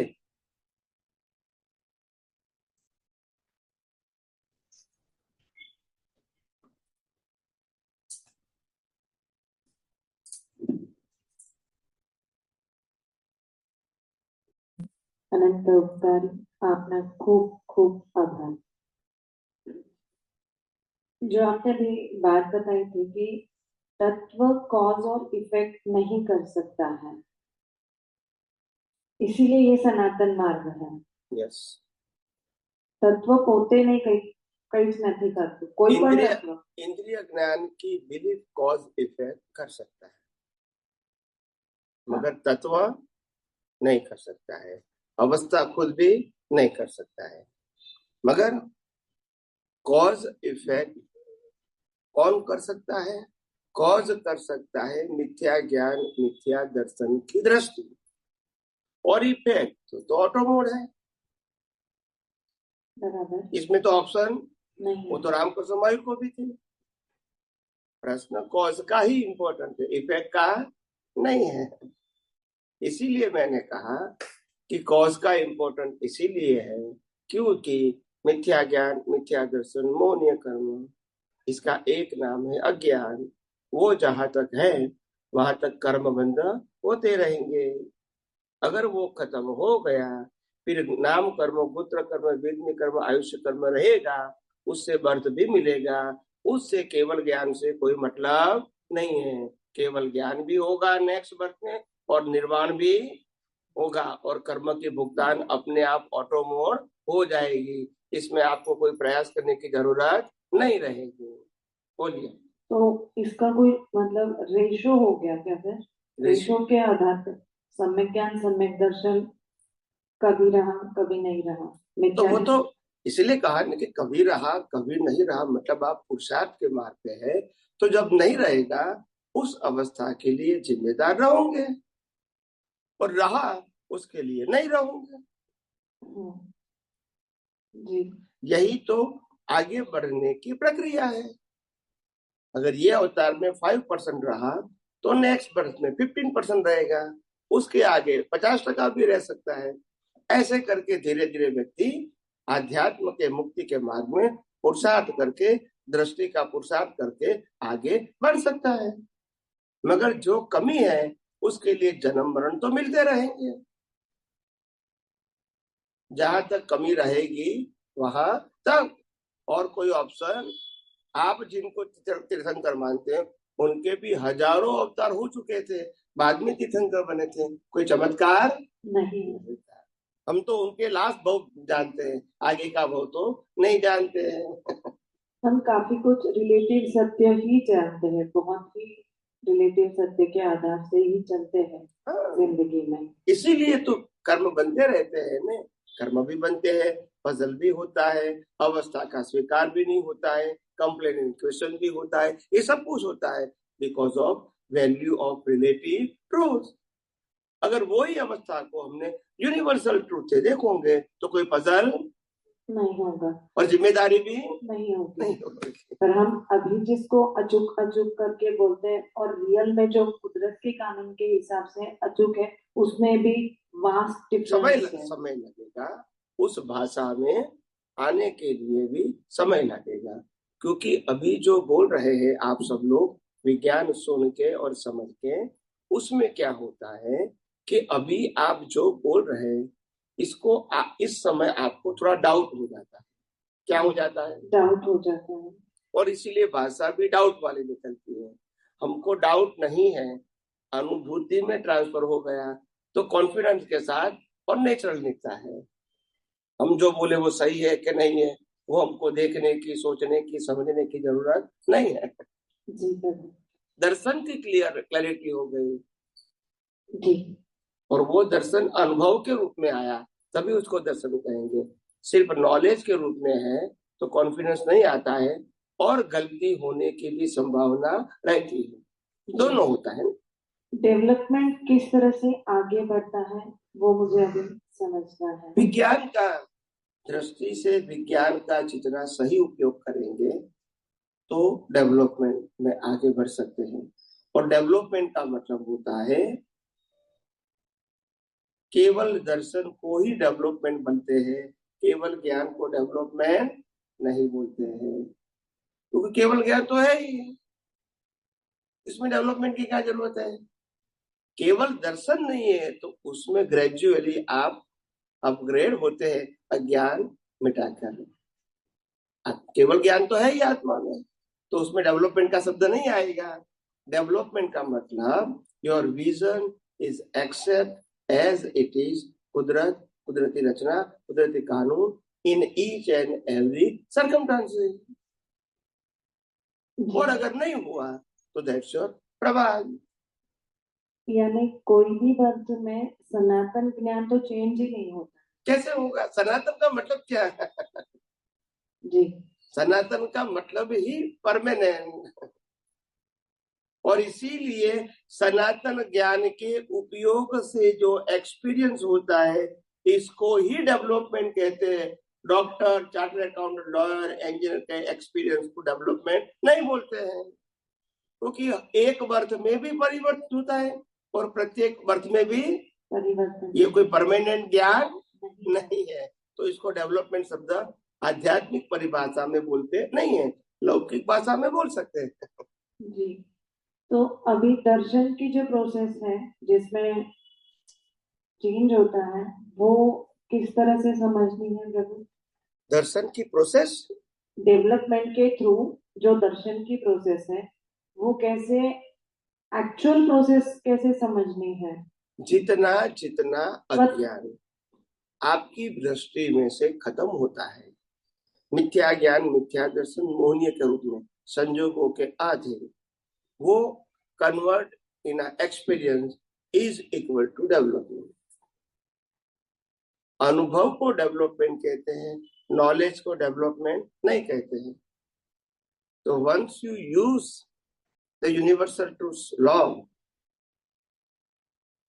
then you realize the fact of universe. वो realization convert in a development, not knowledge. जी, रियलाइजेशन जो भाव के थ्रू नहीं होता है, अनुभूति होती है। कुदरती रचना तो है, मैंने देखा, वो मेरी अनुभूति लाइव होती है। कुदरती रचना तो मैकेनिकल है, वो लाइव नहीं है। मैं चेतन हूँ और चेतन की हाजिरी में मैंने कुदरती रचना देखा, वो मेरा प्रयोग लाइव है। और कुदरती रचना तो वैसे भी मैकेनिकल है, वो लाइव नहीं है। मतलब उधर कोई ओपिनियन नहीं पड़ा, रिलेटिव ओपिनियन नहीं पड़ा। और रियल को ओपिनियन नहीं बोलते हैं, प्रिंसिपल बोलते हैं, क्योंकि वो परिवर्तित नहीं है। ओपिनियन इसको कहते हैं कि एक ही चीज के अलग अलग ऑप्शन होते हैं। जब कोई ऑप्शन ही नहीं है तो उसको लॉ बोलते हैं। क्या बोलते हैं? जब H2O से पानी होता है, इसको ओपिनियन कहोगे? नहीं, इसको साइंस कहेंगे, क्योंकि यूनिवर्सल ट्रूथ है और वो कभी परिवर्तित होने वाला नहीं है। मगर आप कहेंगे ये आदमी अच्छा है, तो कल कहेंगे ये बुरा है, दूसरा कहेंगे ये अच्छा है, तो ये तो ओपिनियन हो गया, ये कोई यूनिवर्सल ट्रूथ नहीं है। और इसी रिलेटिव ट्रूथ से ही पाप पुण्य के कर्म बनते हैं। तो प्रिंसिपल की आपने अभी जस्ट क्या व्याख्या बताई सिद्धांत के थ्रू? प्रिंसिपल का मतलब जो सबको लागू होता है और माने या न माने तो भी लागू होता है, कभी परिवर्तित नहीं होता है। और वो प्रिंसिपल का जितना उपयोग करोगे वो प्रत्येक अवतार में डेवलपमेंट के रूप में आपके साथ में रहेगा। ओपिनियन जो रियल हो गया तो वो इसको ओपिनियन नहीं बोलते हैं, वो सिद्धांत बोलते हैं। ओपिनियन का मतलब ही रिलेटिव सत्य का कोई any angle of your view point. Universal truth में व्यू पॉइंट शब्द नहीं बोलते, सिद्धांत बोलते हैं। इसीलिए मैंने एग्जांपल दिया कि H2O से पानी होता है, वो ओपिनियन नहीं, यूनिवर्सल ट्रूथ है। समझ में आया? यानी यूनिवर्सल ट्रूथ समझेंगे तो इस फील्ड का पजल समाप्त हो जाएगा। कोई पूछेंगे ये नहीं, नेक्स्ट बढ़ते हैं कि पानी कैसे होता है और आपको मालूम है, तो आप कहेंगे H2O से पानी होता है। नेक्स्ट पद में भी यही प्रिंसिपल रहेगा, कोई चेंज नहीं होगा। मगर ओपिनियन तो एक बर्थ में भी एक ही व्यक्ति के लिए अनेक बार चेंज होते हैं, तो उस ओपिनियन की कोई वैल्यू आध्यात्म में नहीं है, मगर कर्म बंध के लिए उसकी वैल्यू है, रागद्वेष करने के लिए वो ओपिनियन की वैल्यू है। समझ में आया? तो ओपिनियन संसार चलाने के लिए है और सनातन सत्य संसार समाप्त करने के लिए। आपके पास दो चॉइस है, आप समझे? तो ओपिनियन संसार चलाने के लिए और सनातन सत्य संसार समाप्त करने। इससे कर्म बनते हैं नहीं है। सनातन सत्य की दृष्टि का उपयोग करने से कर्म बनते नहीं है। और रिलेटिव सत्य की दृष्टि का उपयोग करने से कर्म बनते ही है, जिससे चारों में से कोई भी गति प्राप्त होती है। और ये 5 तत्वों को ही लागू पड़ता है। रिलेटिव सत्य की अवस्था 5 तत्व की बनी हुई है, मगर जानने वाला अगर नहीं है चेतन तो कौन जानेगा? 5 जड़ तत्व तो एक दूसरे को जान सकते हैं नहीं है, इसीलिए आत्मा की भी जरूरत है। भले वो अवस्था का हिस्सा नहीं, मगर उनके हाजिरी में अवस्था रिलेटिव सत्य या सनातन सत्य हम जान सकते हैं। अगर आत्मा नहीं है तो नहीं जान सकते। इसीलिए 6 तत्व है।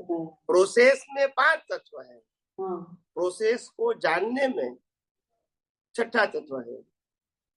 उसकी हाजिरी से ही अज्ञान की भी प्रोसेस होती है, ज्ञान की भी प्रोसेस होती है और विज्ञान की भी प्रोसेस होती है। और जैसे प्रोसेस होती है उसी प्रकार से कर्म बनते हैं, वो कर्म का फल कुदरत देते हैं।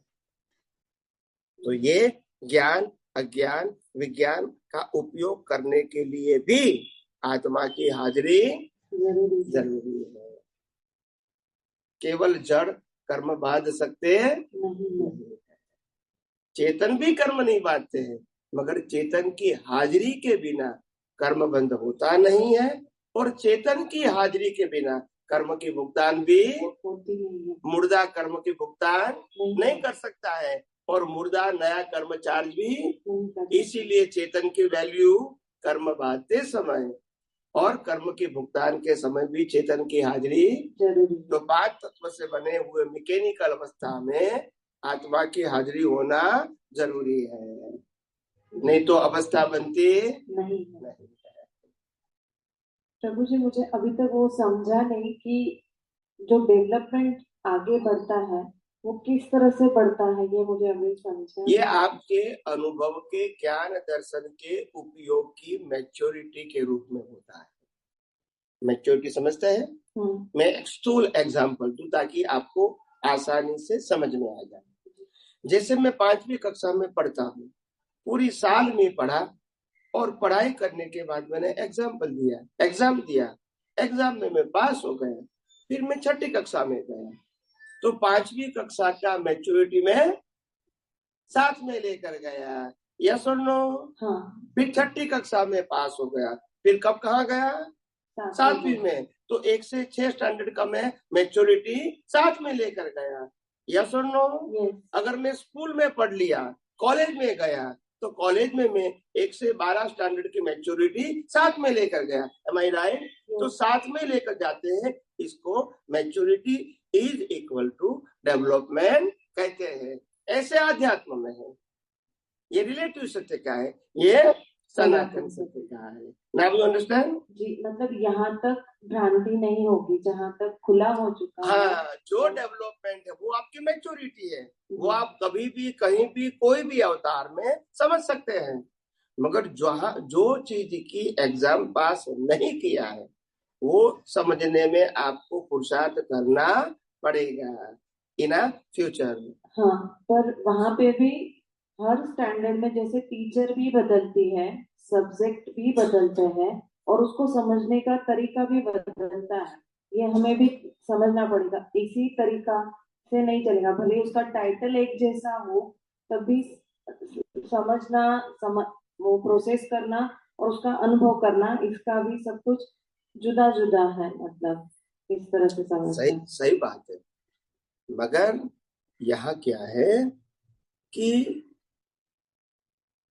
एक्चुअली क्या होता है, हम वो छोड़ नहीं पाते। अध्यात्म के अंदर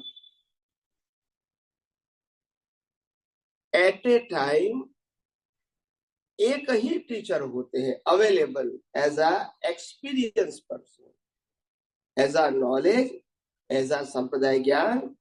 बहुत सारे ऑप्शन होते हैं हर धर्म में, जी, ठीक है।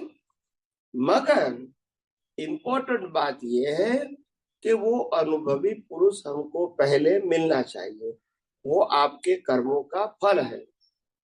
दूसरा, मिलने के बाद उनकी बातें समझ में आनी चाहिए, वो आपका डेवलपमेंट काम करेगा। और तीसरा, जो समझ में आया वो बात आप उपयोग करेंगे, इसको पुरुषार्थ कहेंगे, वो आपके वैल्यू एंड इंटरेस्ट के ऊपर आधारित है। इसके बाद जो प्राप्त होगा वो आपका खुद का अनुभव होगा। जी, ये प्रक्रिया है। क्या है ये प्रक्रिया है? समझ में आया? हाँ, इसीलिए ब्रह्मांड योग है। हाँ, ये प्रक्रिया है।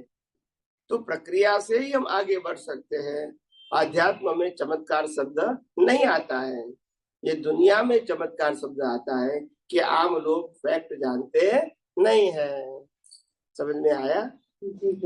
बाकी चमत्कार वैसे संसार में होते ही रहते हैं, हमको चमत्कार लगता ही नहीं है। खाली बस 7 फेरा पड़ने से 70 साल की जिम्मेदारी लेना वो चमत्कार से कम है? तो मगर दिखता नहीं है हमको। 7 फेरे से कितनी पावर है बोलते नहीं है, तो वो चमत्कार से कम है? इसी से तो दुनिया चलती है। वो बिलीफ ही चमत्कार है। क्या बताया? वो बिलीफ ही चमत्कार। दुनिया में जिस बिलीफ से जी रहे हैं वो चमत्कार से कम नहीं है।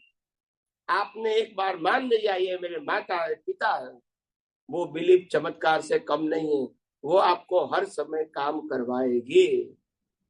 अगर बिलीफ नहीं है तो नहीं करेंगे। तो यही तो चमत्कार है, आपको करना ही पड़ेगा। संजोगों के ये मेरे पुत्र है, ये मेरी पुत्री है, ये मेरे पति है, पत्नी है, ये बिलीफ ही तो चमत्कार है। उसके मुताबिक रोल करना ही पड़ेगा। तो इससे बड़ा चमत्कार क्या है? जिससे बाहर कोई जा सकते नहीं है। आपको ये युद्ध करना ही पड़ेगा, आपको जिंदगी निभानी ही पड़ेगी। यस यस, समझ में आया? वही चमत्कार है, आपके पास ऑप्शन नहीं है। जय सच्चिदानंद। बस समय हुआ है, अभी प्रार्थना बुलाते हैं। दोपहर का टाइम क्या है दोबारा बोल दो प्लीज। दोपहर 5 से 7 का